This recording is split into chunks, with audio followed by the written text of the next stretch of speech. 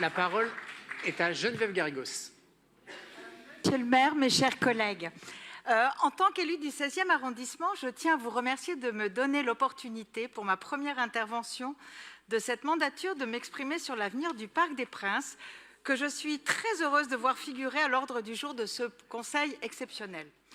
Si ces derniers mois, l'avenir du parc... Excusez-moi. Hop là, dis-moi, comment je fais pour...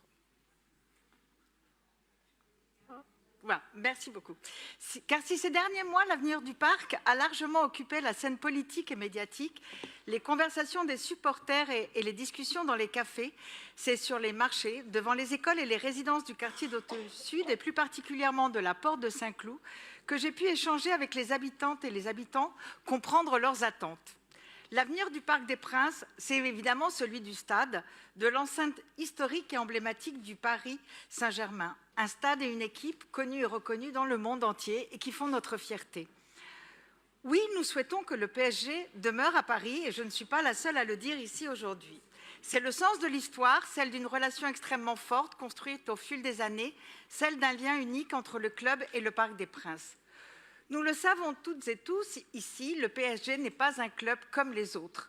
C'est un symbole majeur de la capitale qui participe au rayonnement sportif, à la dimension attractive et internationale de notre ville. Un club qui fait la fierté des Parisiennes et des Parisiens. Un club triomphant qui a fait vibrer tout Paris avec sa victoire, et peut-être même la France d'ailleurs, avec sa victoire en Ligue des Champions l'année dernière. Oui.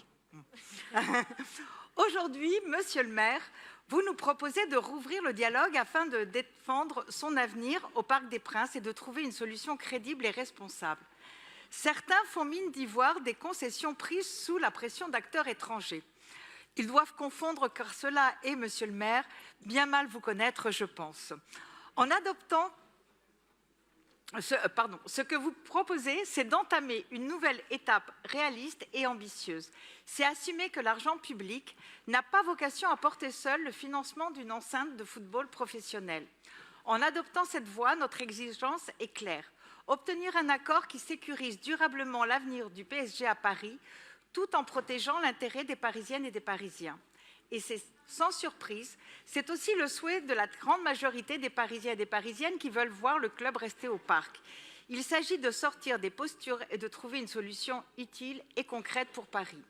Car le Parc des Princes, à Paris, c'est bien plus que le stade. C'est aussi le quartier le plus populaire du 16e arrondissement, avec des riverains, des commerçants, des familles, le groupe scolaire des Princes avec sa rue aux enfants qui surplombe le périphérique, des collégiens, des lycéens qui fréquentent la cité scolaire Jean de La Fontaine ou le lycée Claude Bernard, des habitants et des enfants qui vivent au bord du périphérique dans un quartier enclavé, coincé entre le nœud routier de la Porte de Saint-Cloud et le Parc des Princes, des habitants et des enfants qui subissent les nuisances sonores, la pollution automobile, les riverains qui doivent choisir entre la chaleur et le bruit les nuits de canicule, et des enfants exposés aux particules fines lorsqu'ils jouent dans les rues ou dans les cours des écoles.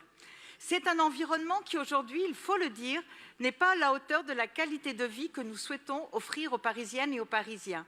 Et je sais à quel point elles et ils sont nombreux à attendre la requalification du quartier. La ville a déjà réalisé des travaux importants ces dernières années. Je pense à la rénovation du parc social, les célèbres immeubles en briques rouges qui font partie de notre patrimoine et de l'identité de la ceinture périphérique. Je pense aussi au réaménagement de la place de la Porte de Saint-Cloud avec la rénovation des fontaines, vestiges de l'exposition universelle de 1937, à davantage d'espace pour les piétons, de nouvelles pistes cyclables, des plantations d'herbes et des espaces végétalisés.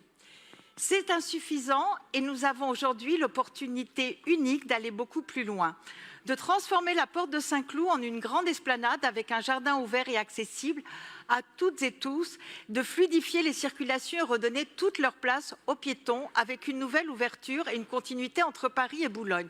J'ai entendu pendant la campagne des municipales que lorsqu'on vit à côté du bois de Boulogne, ce n'est pas une priorité de végétaliser.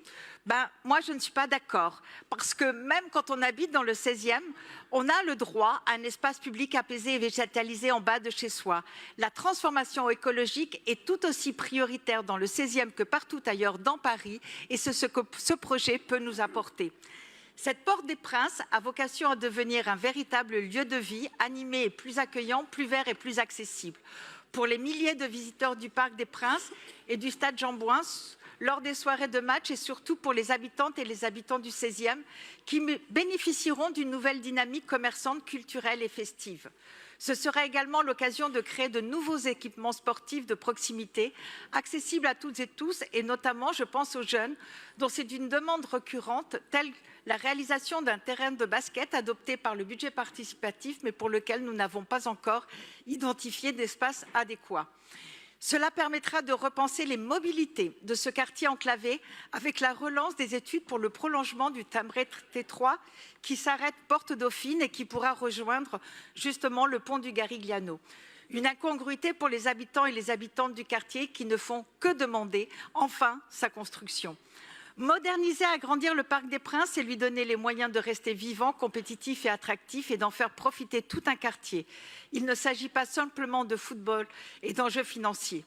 Il s'agit aussi et surtout du cadre et de la qualité de vie des Parisiens et des Parisiennes. Et c'est avec les habitantes et les habitants du 16e directement concernés, tout comme avec les acteurs sportifs de proximité, à commencer par le Stade français Omnisport, qui seront associés à toutes les étapes de ce projet que nous allons transformer cette porte de Paris, comme nous l'avons fait avec la porte de la Chapelle ou la porte Maillot.